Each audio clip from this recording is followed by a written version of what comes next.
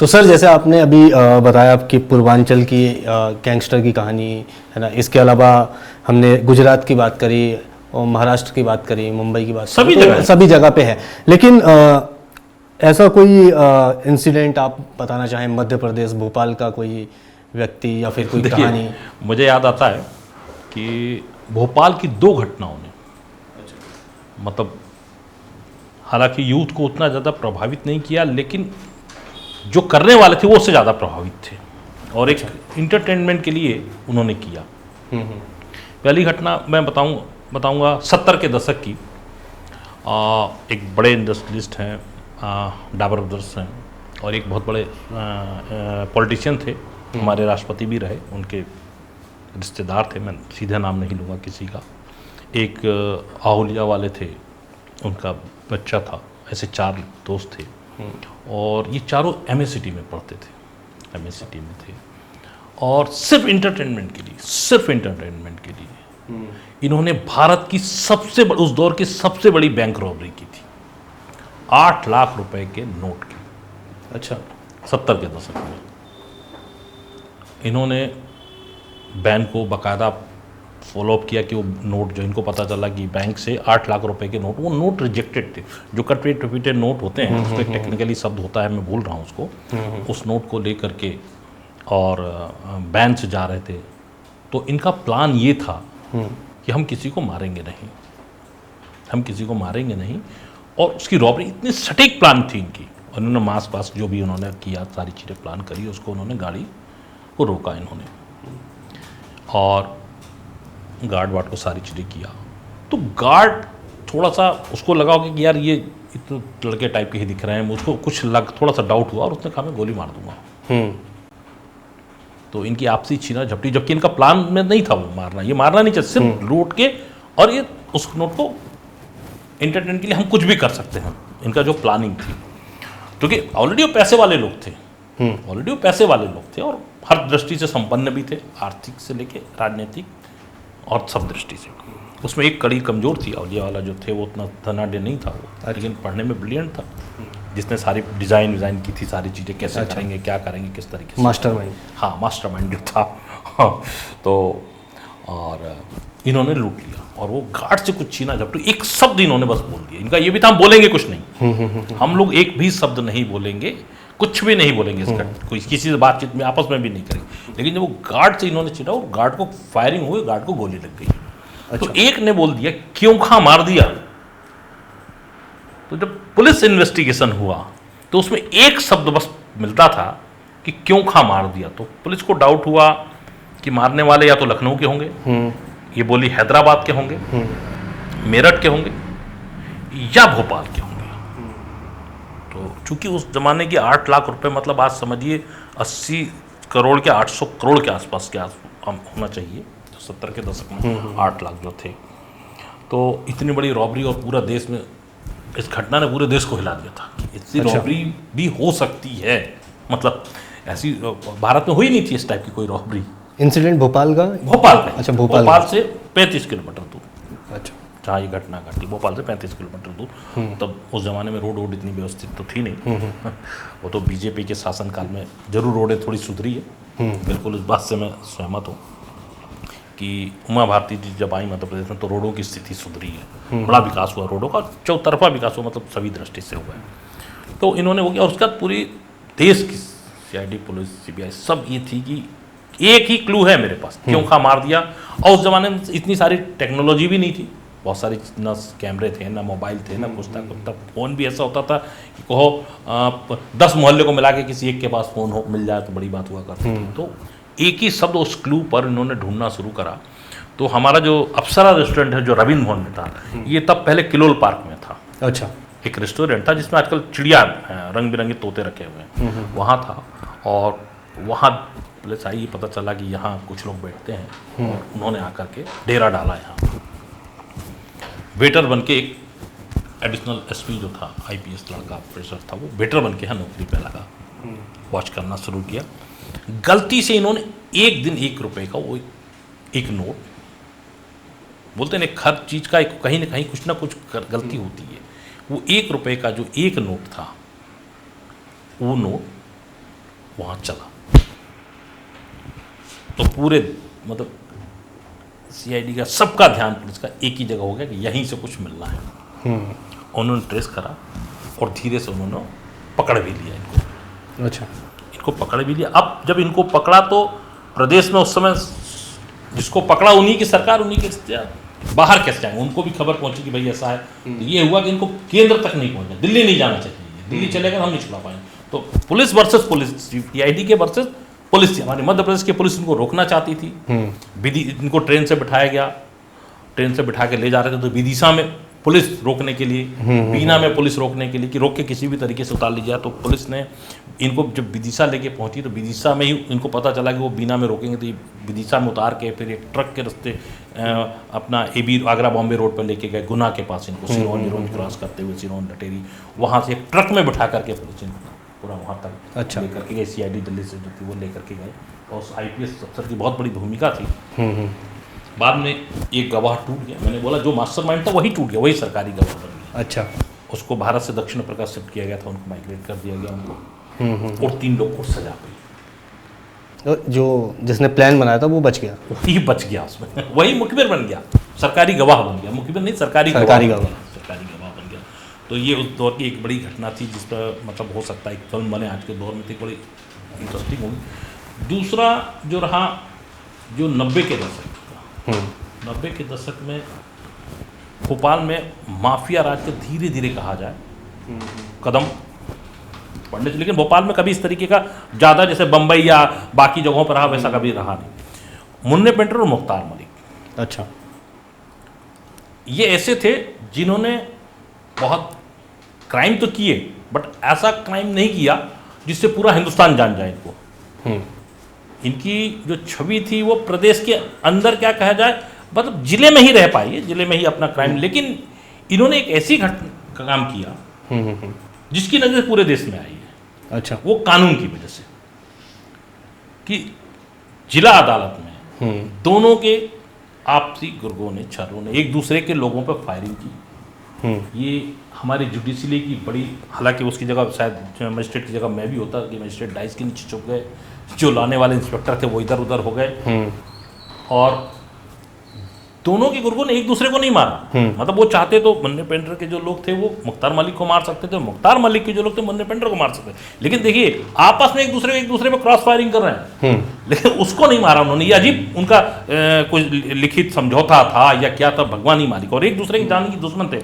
मुख्तार मलिक ने मुन्ने पेंटर पर 2 बार फायर भी किया था। अच्छा, वो जब दाढ़ी बनवा रहे थे तो मुख्तार मलिक ड्रेसिंग पर्सनालिटी का था थोड़ा सा, मुन्ने पेंटर थोड़े से बोला जाए धार्मिक थे, वो अल्लाह ताला वाले भी थे और माफिया भी थे। जेब में जो आ गया, जो मिल गया उसको जो दे दिया उन्होंने। नमाजी भी थे, 5 वक्त नमाज भी पढ़ते थे और वो थोड़े से रॉबिन हुड पैटर्न को लेके चलते उन्होंने। जहाँ तलैया में रहते थे तो कोई आ गया कि भाई वो, उन्होंने ये नहीं देखा होगा उसमें कि हिंदू है मुस्लिम है, ज़्यादातर हालांकि हिंदू कम गए होंगे, मुस्लिम ज़्यादा थे। जो भी आया कि भाई मेरे बच्चे की शादी है, मुझे 10,000 की ज़रूरत है, 5,000 की ज़रूरत है, तो उन्होंने मदद की, या मेरा कब्जा, और उन्होंने भू माफिया भी रहे। अच्छा, हाँ, रॉबिन हुड की छवि भले ही रही लेकिन भू माफिया भी रहे। पॉलिटिशियन के लिए भी काम किया उन्होंने, अच्छा, पॉलिटिशियन के लिए भी काम किया, दोनों किया, एक बीजेपी का था एक कांग्रेस का था, दोनों के ऊपर बर्दाश्त थी। ऐसा ही नहीं कि ऐसे ही जिया। और लॉटरी के जमे में तो मुन्ने पेंटर ने तो गजब किया था। आज कहेंगे लोगों को यकीन नहीं होगा कि लॉटरी इनको मतलब लॉटरी में अनाप शनाप कमाई करी 1-2 मिनट पहले। कैसे क्या करते तो वो बात की चीज़ें हैं। खैर हम अपने मुद्दे पे हैं कि इन्होंने जब गैंग वार हुआ और उसी जिला अदालत से ये बरी हो गए। ये कितनी बड़ी हमारे कानून की विडंबना है कि न्यायपालिका के सामने ये सारी घटना घट रही है और उसी न्यायपालिका से ये बरी होते हैं। ये तमाचा था हमारी न्यायपालिका पे, दोनों बरी हो जाते हैं।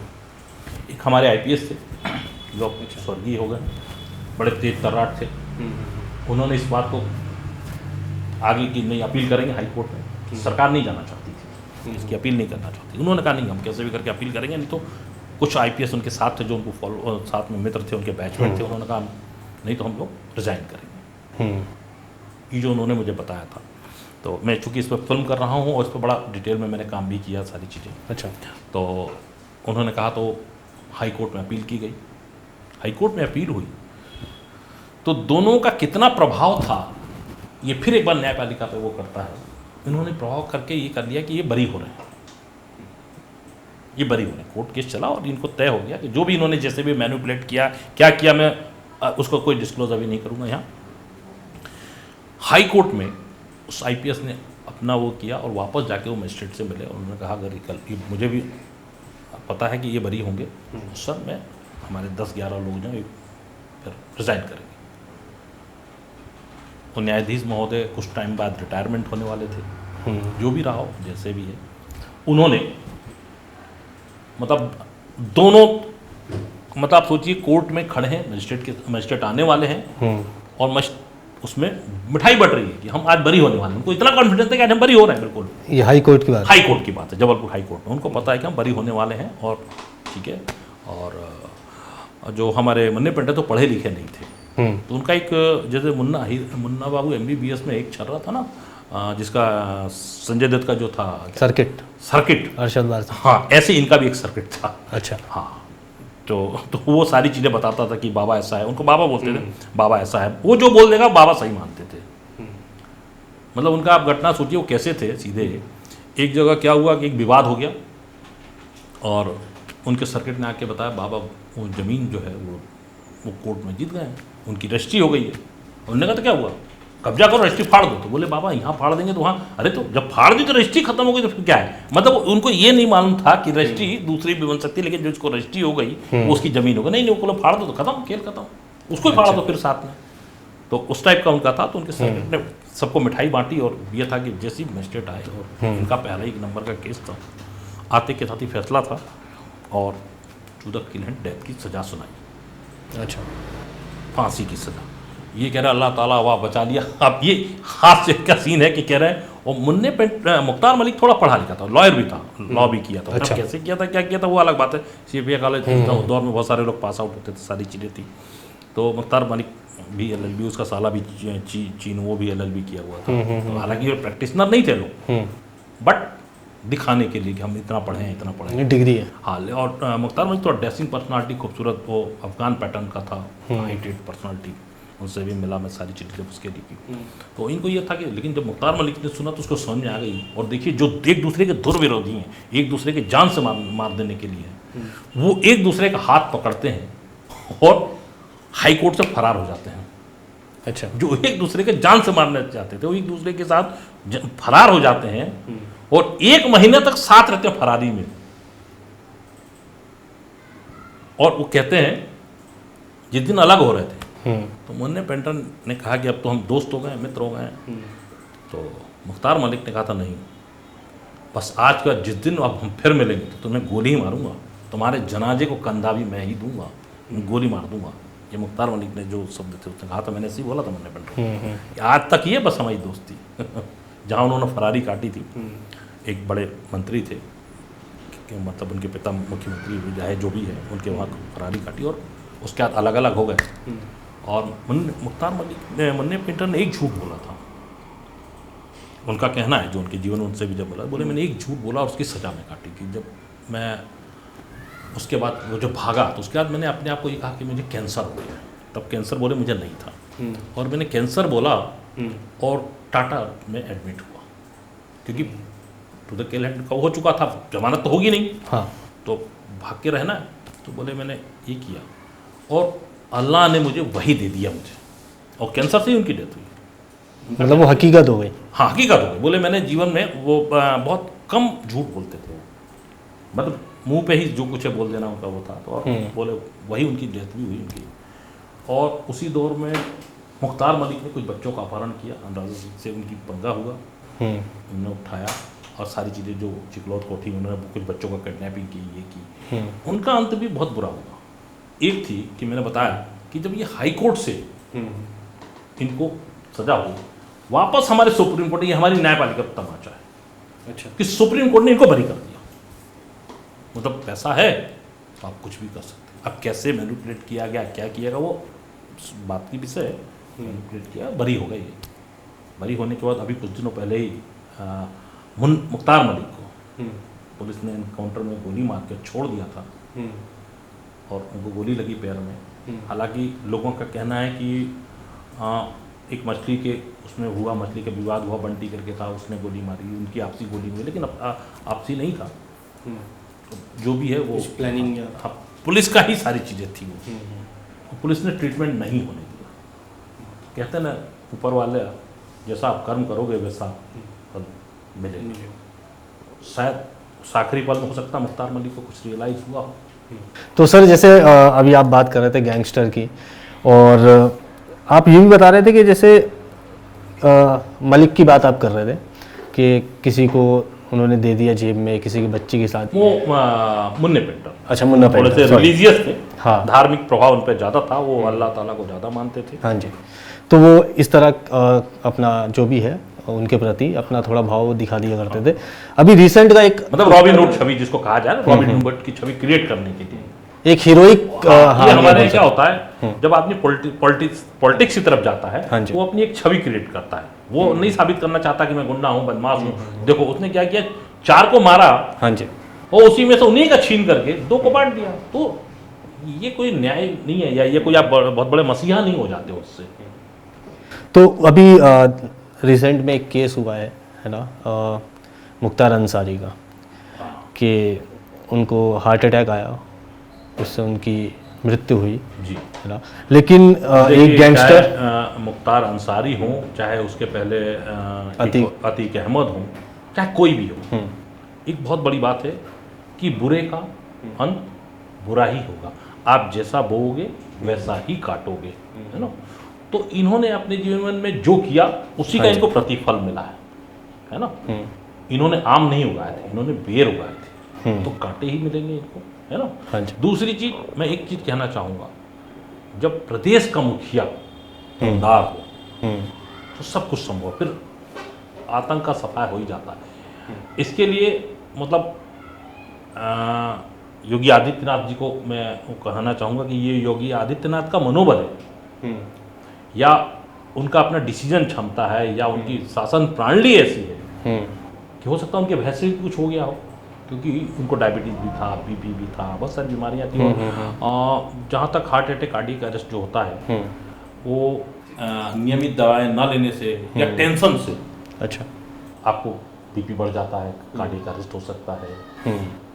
क्योंकि उनकी तबीयत खराब थी, तो और उन्होंने जो कर्म किए थे उसका प्रतिफल तो नहीं। लेकिन जैसे कानून व्यवस्था होती है, ठीक है, और कानून ने उनको एक दौर में इन्होंने कानून व्यवस्था का मजाक उड़ाया था, है ना, और आज उसी कानून से दुहाई मांग रहे हैं। तो ये कह सकते हो संभव है भाई, एक दौर में आपने उसी कानून व्यवस्था को तोड़ा है ना।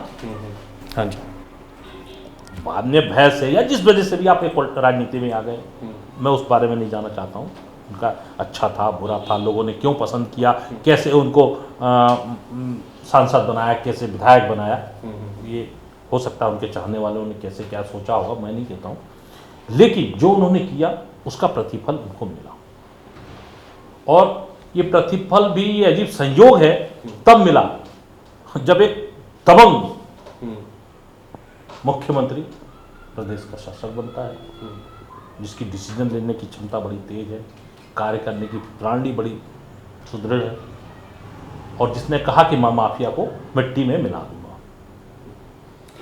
आज पूर्वांचल से, मैंने कहा ना, पूर्वांचल की जो बहुत सारी चीज़ें हैं, बीच में हो गया था, मैंने कहा भी था कि जितने माफिया थे अभी तो आधे से ज़्यादा देखिए या तो सरेंडर किए हैं या नेपाल चले गए।